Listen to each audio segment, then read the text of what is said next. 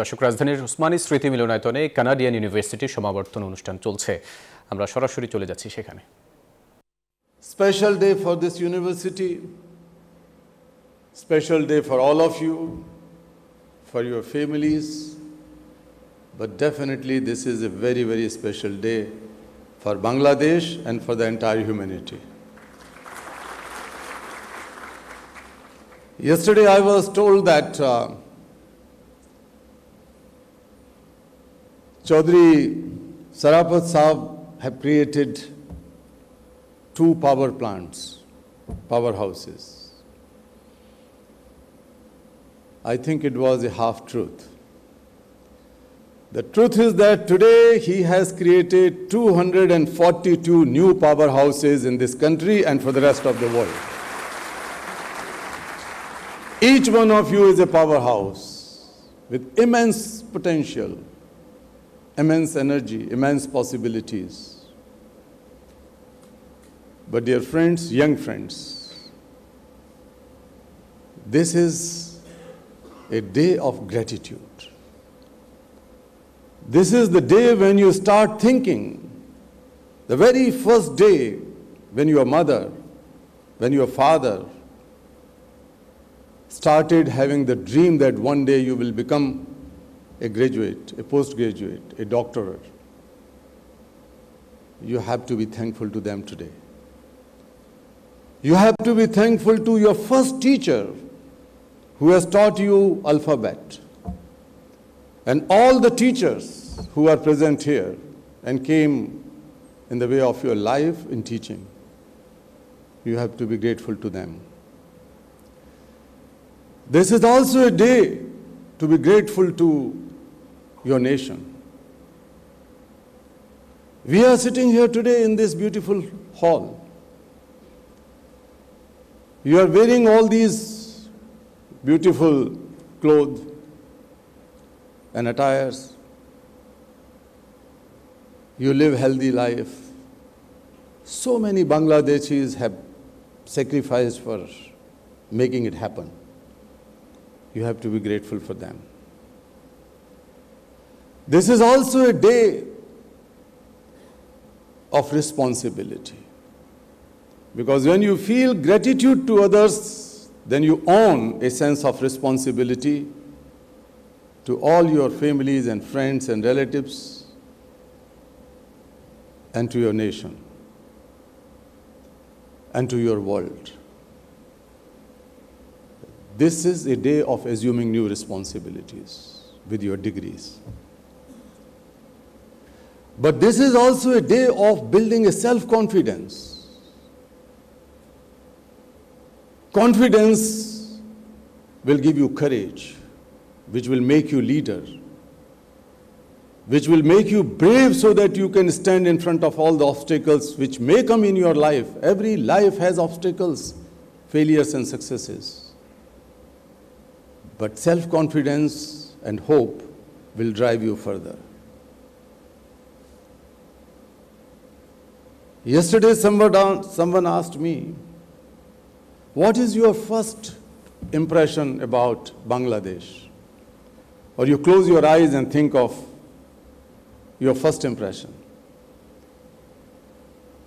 I said, this is not my first time. I have been here. I have been coming here for last several decades, in fact, not years. But the recent one was about 2 weeks ago. And 3 impressions which I got in my last visit. The first one was the impression of supreme sacrifice, impression of courage and conviction and compassion, justice, equality. And that impression I got, that image I got when my wife Sumedha and my colleague Saurabh and me were visiting Bangabandhu Museum. We were taken to those rooms, and I could never forget those bullet marks on walls and roof. I had no voice actually when I was standing on that corner of those stairs where Bangabandhu was shot. That is the DNA of Bangladesh, sacrifice for the nation. Sacrifice for democracy, sacrifice for betterment of humanity.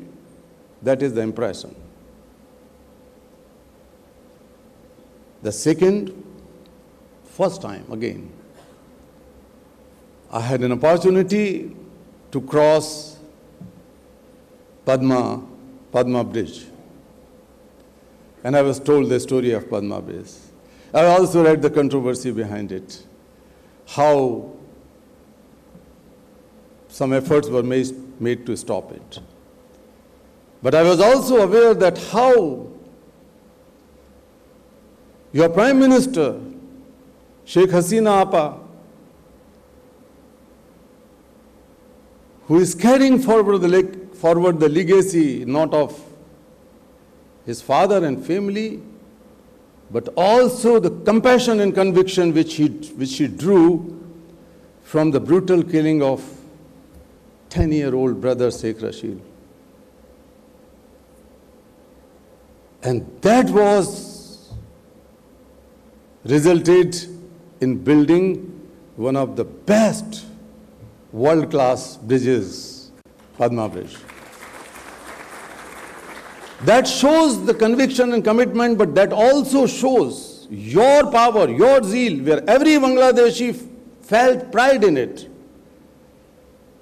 I also learned that ordinary people have made contribution to it. So development through ordinary people's contribution, development through the pride, being a Bangladeshi citizen, symbolize Padma Bridge. That was my second impression. And the third one was the beauty of Bangladesh. Of course, you are all beautiful. Beauty lies in the human beings, my young friends, my daughters and my sons who are sitting here. But it was for the first time I had visited Sundarban. That was the natural beauty.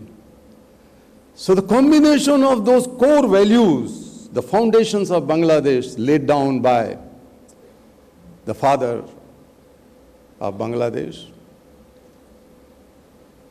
the development, inclusive development, and the natural beauty, the power of nature combined together makes Bangladesh in my image. And today, when Honorable Rashtrapati Ji was conferring gold medals to the best performers in different courses, may it be computer science, may it be business, I noticed that 4 out of 5 recipients of gold medal were daughters of this country. That shows the power of women. I remember when I was the founder of Global Campaign for Education, and I used to get more information from the government and from other sources in Bangladesh. Bangladesh was the first country in South Asia to attain gender parity in primary education and secondary education, way back to many other countries. Today I can see the result with my own eyes standing here. Congratulations to all of you. Dear young people, before I conclude, I will share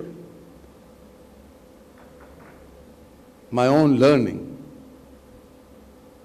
and that I summarize in 3 Ds, 3D mantra or formula. That is not the cinematic 3D, but the first D is dream. This is the place where you can dream. If you are allowed to dream, why are you dreaming small? Have big dreams, have bigger dreams, have biggest dreams. Dream has its own light, dream has its own power. So dream big from now onwards. But those who dream for themselves only, they are not going to create the history of betterment for the humankind. The better world is made by only those who can dream for everyone. They go beyond the religions, they go beyond the borders of the countries, they go beyond any kind of barriers, any barrier or any wall. Dream for the entire humanity. This is our family. Dream biggest for yourself as well as for the whole world. So the first dream. My second is discover. Carrying the certificate in your hand, discover a new world, the world of opportunities outside. But also the discovery of yourself. Discover inner power. Discover your own potential. Allah, God cannot be so meager that she or he has given you a little or a handful potential and compassion and courage and power. We are born with immense possibilities.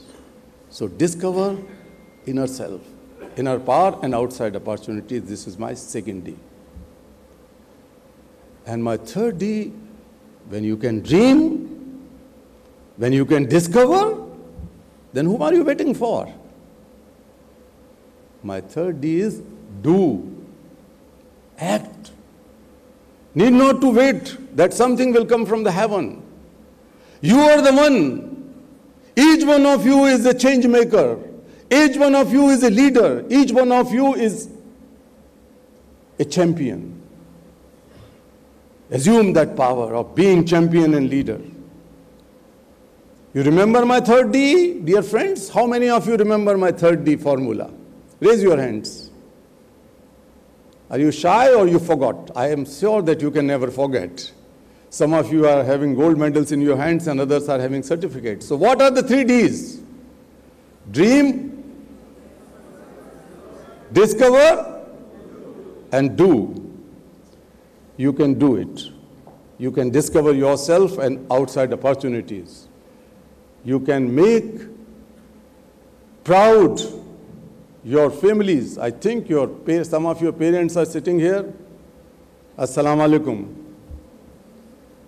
I respect you and I salute you. But my humble request is that don't have too many expectations only to build the careers and make money and bring money back home. Not a bad idea, every parent expects it. You will be proud when one of them, your son, your daughter, will do great to this nation, to the country and to the rest of the world, for the humanity, for the last person of society. Someone who is left out, someone who is left behind. If your son and your daughter with your degree is able to hold the hand of that last person and try to bring in the front row, then you will be much more proud than any amount of money in any car or any house or any building, anything. This is my urge to the families who are sitting here. And finally, I would share a story in 1 minute. When I was invited to receive the Nobel Peace Prize, I was asked by the committee to read it, to keep my written document, which I'm not used to. So it was very difficult for me, though I was carrying due to some formality or protocol. But I lost some of my papers, and then a story came to my mind. There was a heavy fire broken out in jungle. all animals and birds were rushing for a safer place, leaving the jungle behind, including King Lion. A lion noticed that there was a tiny hummingbird flying straight towards the fire. A lion shouted, "What are you doing, committing suicide?" She replied, "No, sir. I was born and grew up in this jungle. I cannot leave it. I am going to extinguish this fire." "How come?" he asked again. And she replied, "Sir, look at my beak. मेरी चोंच में देखो, look at my beak. मैं पानी की एक बूंद रखे हुए हूँ. I am carrying a drop of water." And she flew towards the flame. She said that I was born and grew up here. I cannot leave it. I am doing my bit. My dear friends, you do your bit. You do your bit. Your Prime Minister and your President and your nation is doing great work. But it cannot be fulfilled without the bright or brightest young people of Canadian University of Bangladesh. I have been already invited by your President. I cannot promise now, but I will promise, I can promise here, that one day when this university will bring a Nobel Prize in any discipline, one of you will bring the Nobel Prize. Wherever I am, I will come and join you in that celebration. Bangladesh is my second home. Bangladesh is my second home. And in that capacity, I ask you to fight against all those evils and drawbacks and difficulties which the entire world is facing, including Bangladesh. Once again, I thank you very much, and I thank the university for inviting me.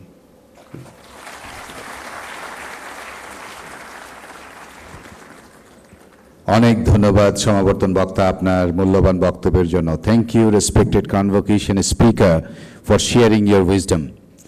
প্রিয় অতিথিবৃন্দ, এখন বক্তব্য প্রদান করবেন Canadian University of বাংলাদেশের উপাচার্য professor doctor HM. Zahirul Haque.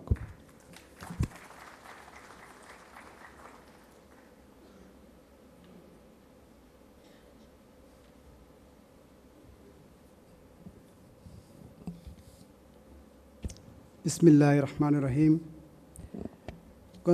গণপ্রজাতন্ত্রী বাংলাদেশের মহামান্য রাষ্ট্রপতি এবং কানাডিয়ান ইউনিভার্সিটি অব বাংলাদেশের মাননীয় আচার্য জনাব মোহাম্মদ আব্দুল হামিদ, মাননীয় প্রধানমন্ত্রীর বেসরকারি শিল্প ও বিনিয়োগ বিষয়ক উপদেষ্টা জনাব সালমান এফ রহমান এমপি, মাননীয় শিক্ষা উপমন্ত্রী জনাব মাহবুব হাসান চৌধুরী এমপি, আজকের অনুষ্ঠানের সমাবর্তন বক্তা জনাব Kailash Satyarthi, Canadian University of বাংলাদেশের প্রতিষ্ঠাতা এবং বোর্ড অফ ট্রাস্টিজের chairman doctor Chowdhury Nafees Sharafat, board of ট্রাস্টিজের সদস্য এবং উপদেষ্টা মণ্ডলী, আমার সহকর্মীবৃন্দু, গণমাধ্যম থেকে আগত সকল প্রতিনিধিবৃন্দু, আমার সকল প্রাণপ্রিয় স্নাতক ও স্নাতকোত্তর শিক্ষার্থীবৃন্দু, শ্রদ্ধেয় অতিথি এবং অভিভাবকবৃন্দু, আসসালামু আলাইকুম। কানাডিয়ান ইউনিভার্সিটি অব বাংলাদেশের প্রথম সমাবর্তনে আপনাদের সবাইকে জানাচ্ছি স্বাগতম। বিশ্ববিদ্যালয়ের জন্য আজ একটি বিশেষ দিন। আমি অত্যন্ত আনন্দের সাথে জানাতে চাই যে অতি অল্প সময়ের মধ্যেই কানাডিয়ান ইউনিভার্সিটি অব বাংলাদেশ উন্নত শিক্ষা প্রদানে বদ্ধপরিকর একটা শিক্ষা প্রতিষ্ঠান হিসেবে রূপ নিয়েছে। মাত্র 6 বছরের ব্যবধানে আমাদের বিশ্ববিদ্যালয়ের শিক্ষা গবেষণা উভয় ক্ষেত্রেই একটা বিশেষ জায়গা করতে পেরেছে। আমি নিশ্চিত যে আমাদের স্নাতকবৃন্দ তাদের স্ব বিষয়ে সম্যক জ্ঞান লাভ করেছেন এবং তারা 21 শতকের চ্যালেঞ্জ মোকাবেলার দক্ষতা নিয়েই কর্মক্ষেত্রে যোগ দিতে যাচ্ছে। এখানে উপবিষ্ট স্নাতক সম্পন্নকারী ছাত্রছাত্রীবৃন্দ এই বিশ্ববিদ্যালয়েরই প্রতিনিধি। আমি দৃঢ়ভাবে বিশ্বাস করি যে আমাদের স্নাতক এবং স্নাতকোত্তর শিক্ষার্থীরা নতুন পরিস্থিতিতে দায়িত্বশীলতা, অন্যের প্রতি মমত্ববোধ, সম্মানবোধ, সার্বজনীন মমত্ববোধ এবং পেশাদারিত্বের বজায় থেকে এগিয়ে যেতে পারবে। সকলের জন্য রইল অনেক অনেক শুভকামনা। আজকের এই আনন্দঘন অনুষ্ঠানে মহামান্য রাষ্ট্রপতির উপস্থিতি আমাদের আনন্দকে অনুগুণ বাড়িয়ে দিয়েছে। আন্তরিক কৃতজ্ঞতা প্রকাশ করছি গণপ্রজাতন্ত্রী বাংলাদেশের মহামান্য রাষ্ট্রপতি এবং অত্র বিশ্ববিদ্যালয়ের মাননীয় আচার্য জনাব মোহাম্মদ আব্দুল হামিদের প্রতি। কানাডিয়ান ইউনিভার্সিটি অফ বাংলাদেশে আজকের এই অনুষ্ঠানে আপনার উপস্থিতি আমাদের সত্যি আনন্দিত এবং অনেক কৃতজ্ঞ করেছে। আমি গভীরভাবে ধন্যবাদ জানাচ্ছি মাননীয় প্রধানমন্ত্রীর মাননীয় বেসরকারি শিল্প ও বিনিয়োগ বিষয়ক উপদেষ্টা জনাব সালমান এফ রহমানকে। আমি অবশ্যই কৃতজ্ঞতা প্রকাশ করছি মাননীয় শিক্ষা উপমন্ত্রী জনাব মোহাম্মদ হাসান চৌধুরীর প্রতি এবং আজকের অনুষ্ঠানের সমাবর্তন বক্তার প্রতি। বৈশ্বিক মন্দা, মহামারী সহ বিভিন্ন প্রতিকূলতা সত্ত্বেও বিশ্ববিদ্যালয়ের মানসম্পন্ন শিক্ষা ও গবেষণা কার্যক্রম অব্যাহত রাখার জন্য ডক্টর চৌধুরী নাফিস শরাফত তার আর্থিক এবং অন্যান্য সহযোগিতা অদ্যাবধি অব্যাহত রেখেছেন। সেজন্য আমরা সবাই তার প্রতি কৃতজ্ঞ। সবশেষে আমরা এখানে উপস্থিত এবং দেশ এবং বিদেশে যারা আছেন সকলের সুখ, শান্তি, সমৃদ্ধি এবং সুস্বাস্থ্য কামনা করে আমার বক্তব্য শেষ করছি। সবাইকে ধন্যবাদ। জয় বাংলা।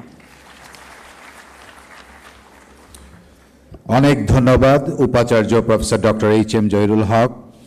আমি এই পর্যায়ে আজকের সমাবর্তনের বিশেষ অতিথি গণপ্রজাতন্ত্রী বাংলাদেশের মাননীয় শিক্ষা উপমন্ত্রী জনাব মুহিবুল হাসান চৌধুরী এমপিকে আপনার বক্তব্য প্রদানের জন্য অনুরোধ করছি।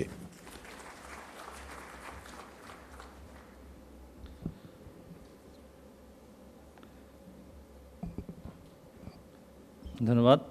গণপ্রজাতন্ত্রী বাংলাদেশের মহামান্য রাষ্ট্রপতি এবং কানাডিয়ান ইউনিভার্সিটি অফ বাংলাদেশের চ্যান্সেলর মোহাম্মদ আব্দুল হামিদ, মাননীয় প্রধানমন্ত্রীর বেসরকারি শিল্প বিনিয়োগ বিষয়ক উপদেষ্টা সালমান এফ রহমান, সম্মানিত সমাবর্তন স্পিকার নোবেল শান্তি পুরস্কার বিজয়ী কৈলাস সত্যার্থী, কানাডিয়ান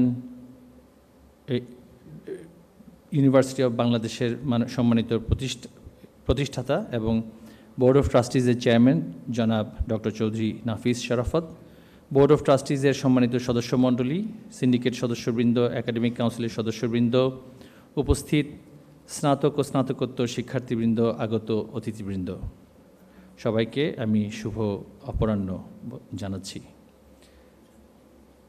আমি শুরুতেই শ্রদ্ধার সাথে স্মরণ করছি হাজার বছরের শ্রেষ্ঠ বাঙালি জাতিপিতা বঙ্গবন্ধু শেখ মুজিবুর রহমানকে এবং তার শহীদ পরিবার, তার পরিবারের প্রত্যেক সদস্যবৃন্দকে, যাদেরকে ৭৫ 15 আগস্ট আমরা হারিয়েছি।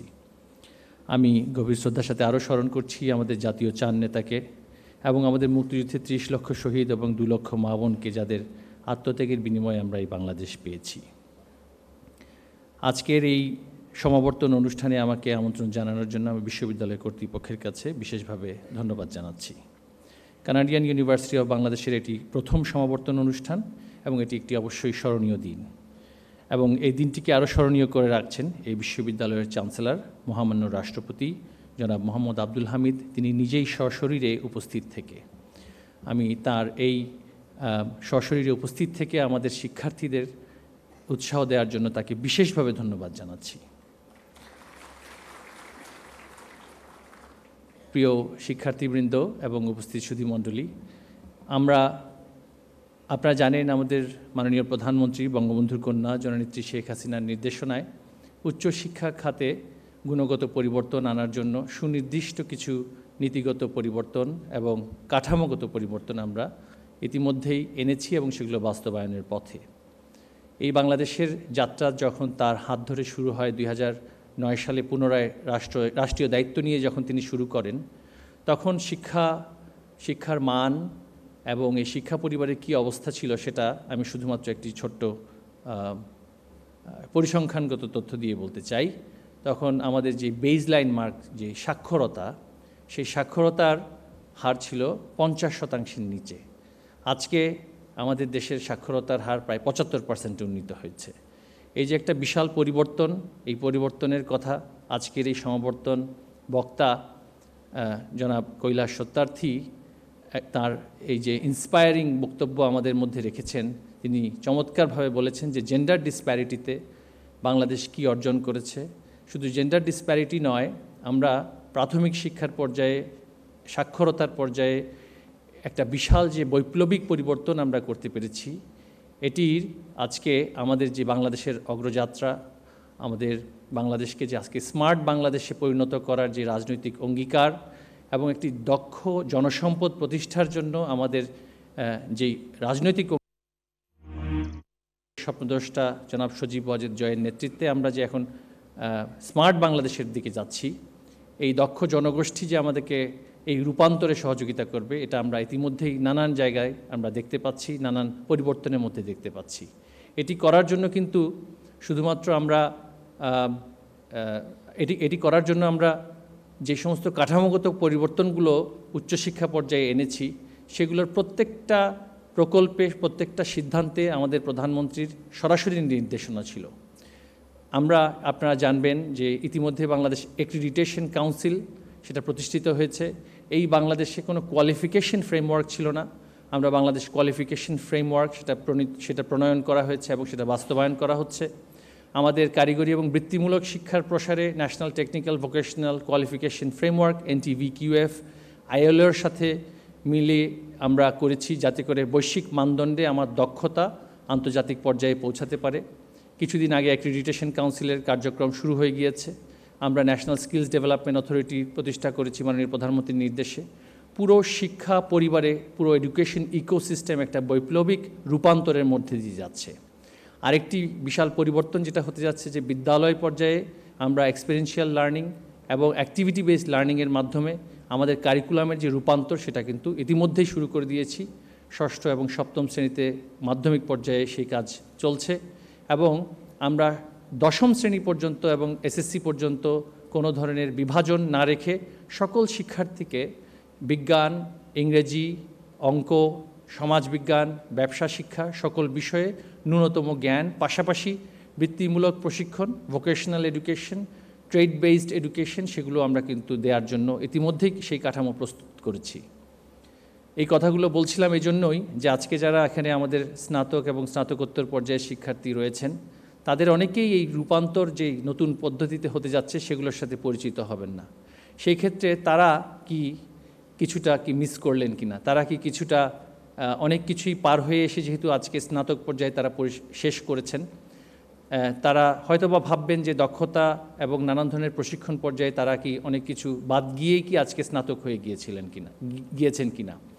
আমি আমার বক্তব্যের এই পর্যায়ে আপনাদের সকলের উদ্দেশ্যেই, সকল স্নাতকবৃন্দের উদ্দেশ্যে একটি অনুরোধ করব যে শিক্ষার যেহেতু কোনো বয়সসীমা নেই, শিক্ষা আজীবনের জন্য একটি কমিটমেন্ট। প্রত্যেক স্নাতক এবং স্নাতকোত্তর শিক্ষার্থী আজকে আপনারা নিজেকে যুগোপযোগী করার জন্য, দক্ষতা বৃদ্ধির জন্য, কর্মসংস্থান উপযোগী নানান ধরনের প্রশিক্ষণ, নানান ধরনের ট্রেনিং, সার্টিফিকেট কোর্সেস এখন বাংলাদেশে নয়, শুধু সারা বিশ্বের নানান বিশ্ববিদ্যালয় থেকে করানো হচ্ছে।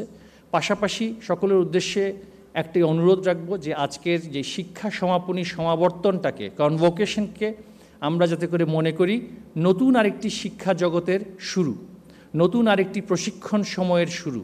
কারণ আমরা অনেকেই কিন্তু বিশ্ববিদ্যালয় পর্যায়ে শেষ করছি, কিন্তু দক্ষতার জায়গায় গিয়ে, যেটাকে আমরা কর্মদক্ষতার কম্পিটেন্সির জায়গায় গিয়ে আমাদের অনেক দুর্বলতা আছে।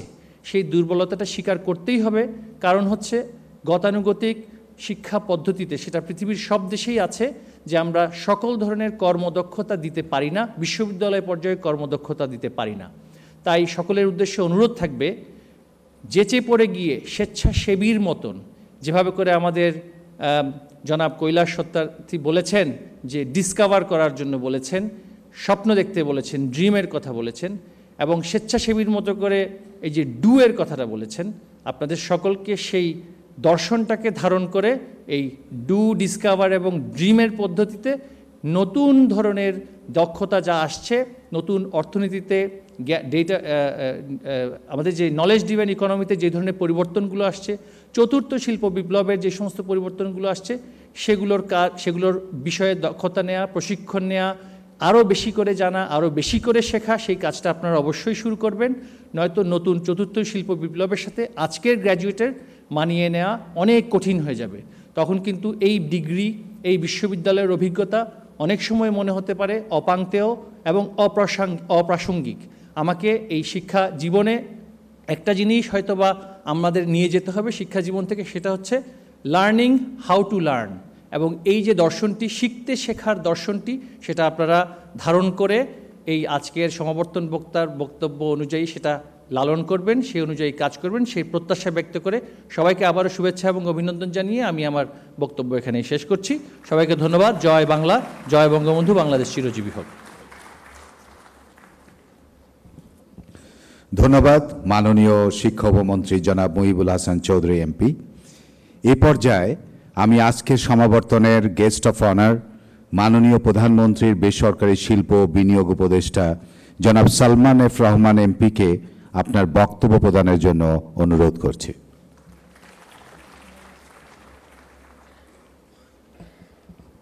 বিসমিল্লাহির রহমানির রহিম।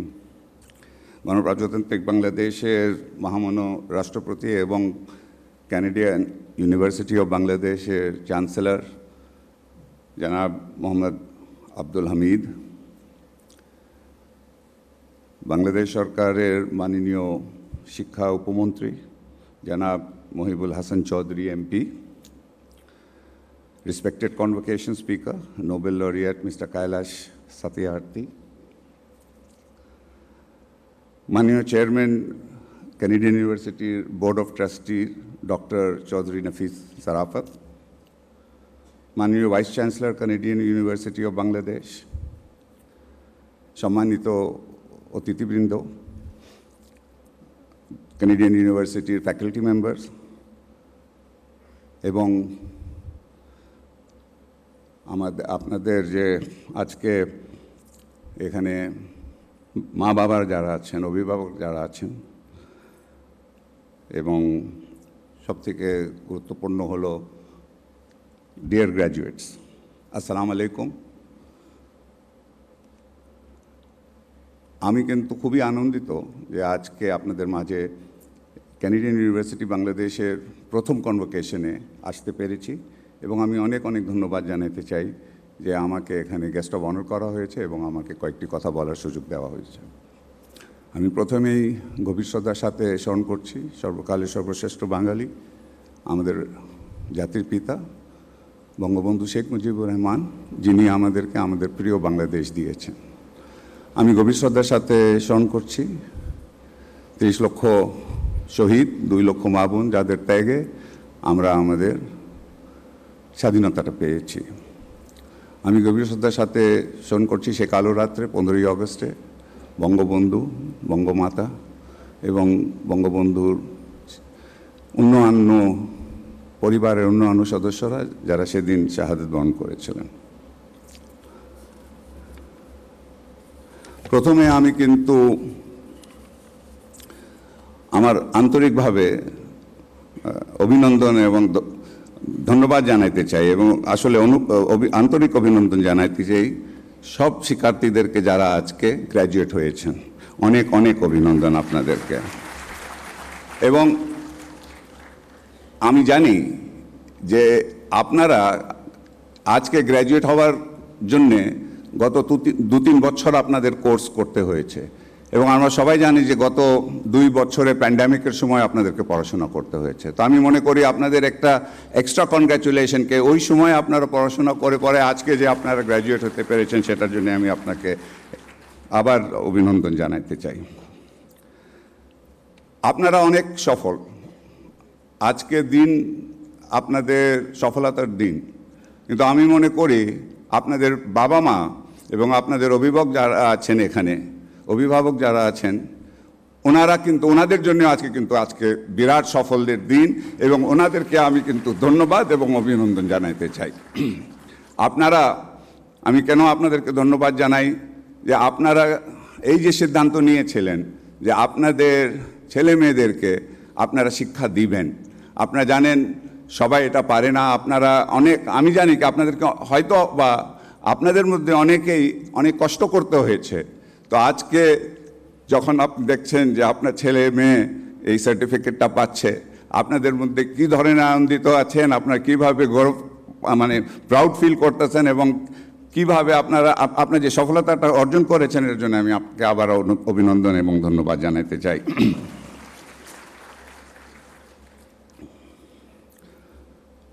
আমার মনে হয় যে এখানে শিক্ষার্থীরা আছেন, তোমরা সবাই আমার সাথে একমত হবা যে কানাডিয়ান ইউনিভার্সিটি অফ বাংলাদেশ আমাদের যতগুলি ইউনিভার্সিটি আছে প্রত্যেকটা ইউনিভার্সিটির মতন কানাডিয়ান ইউনিভার্সিটি অফ বাংলাদেশও একটা বিউটিফুল ভেরি নাইস গুড একটা ইউনিভার্সিটি, একটা গুড ইনস্টিটিউশন আছে যেখানে তোমরা এতদিন টাইম পাস করেছো এবং আজকে তোমরা সফলভাবে গ্র্যাজুয়েট হয়েছো। তো আমি আবার কানাডিয়ান ইউনিভার্সিটির বাংলাদেশের যারা ফ্যাকাল্টি মেম্বাররা আছেন, ভাইস চ্যান্সেলর আছেন, সকলকে কিন্তু আমি অভিনন্দন এবং আমি ধন্যবাদ জানাতে চাই। আপনারা কিন্তু আজকে আপনাদের প্রথম কনভোকেশনে আপনারা যে স্ট্যান্ডার্ড আপনারা মেনটেন করতে পেরেছেন, আর যে কথাটা আমাদের কনভোকেশন স্পিকার মাননীয় নোবেল লরেট যে কথাটা বলেছেন, ইনশাল্লাহ আমিও কিন্তু এটা বিশ্বাস করি যে তোমাদের মধ্যে একজন একদিন ইনশাল্লাহ নোবেল প্রাইজ পাবা এবং বাংলাদেশকে প্রাউড করবা।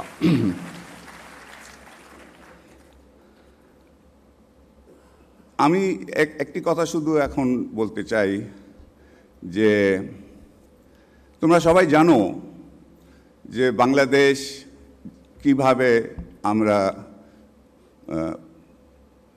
অর্জন করেছি এবং নোবেল লরিয়েট যে কথাটা লাস্টে উনি ওনার বক্তব্য শেষ করার সময় উনি যে গল্পটা বললেন যে জঙ্গলে আগুন লাগলো, সবাই পালিয়েতে গেল, কিন্তু একটি হামিং বার্ড তার বিকে জাস্ট একটা ড্রপ পানি, এক ফোঁটা পানি নিয়ে সে আগুনের দিকে দৌড় দিল কে আমি আগুনটাকে নিভাই দিব। তো আসলে বাংলাদেশে 71-এ ঠিক তেমনি আমরা কিন্তু তখন পালাই যেতে পারতাম, কিন্তু আমরা তা করি নাই। আমরাও কিন্তু তখন করলাম কি না, আগুন লাগলো কিন্তু আমাদেরকে আগুন নিভাইতে হবে, আমাদেরকে স্বাধীনতা আনতে হবে এবং আমাদের জাতির পিতা বঙ্গবন্ধুর যে আমাদেরকে নির্দেশ দিয়ে দিয়েছিলেন, আমাদের 30 লক্ষ শহীদ এবং যারা বীর মুক্তিযোদ্ধা, ওনাদের কারণে আজকে আমরা বাংলাদেশ পেয়েছি। তো আমরা কিন্তু প্রমাণ করেছি, উনি যে এক্সাম্পলটা দিয়েছেন, আমরা কিন্তু সে হামিং বার্ডের এই জাতিটা বাংলাদেশ আজকে আমরা কিন্তু এটা প্রমাণ করেছি যে যদি কোনো অবস্টেকল আসে, কোনো সময় যদি আগুন লাগে, বাঙালিরা কিন্তু দাঁড়ায় যায়। এবং যে জিনিসটা বঙ্গবন্ধু তার ঐতিহাসিক 7 মার্চে বক্তব্যতে বলেছেন যে বাঙালিদেরকে দাবায় রাখতে পারবা না, এবং সেটাই হয়েছে। জননেত্রী শেখ হাসিনা মাননীয় প্রধানমন্ত্রীর নেতৃত্বে আজকে তোমরা সবাই জানো কোথায় বাংলাদেশ এসে গেছে। আমি কিন্তু সেই ডিটেলসে যাব না, আমি শুধু একটি জিনিস বলে আমি বক্তব্যটা শেষ করব। আমরা সবাই মহামান্য রাষ্ট্রপতি আছেন, ওনার বক্তব্য আমরা সবাই শুনতে চাই। আমি শুধু একটি কথা বলতে চাই যে আমরা কিন্তু তোমরা কিন্তু একটা খুব ইন্টারেস্টিং টাইমে তোমরা গ্র্যাজুয়েট হয়েছো, খুব ইন্টারেস্টিং টাইমে তোমরা কিন্তু তোমাদের নতুন একটা ফেজ অফ লাইফে তোমরা যাচ্ছ। কেন আমি বলতেছি ইন্টারেস্টিং? এর জন্য বিকজ এখন আমরা 4th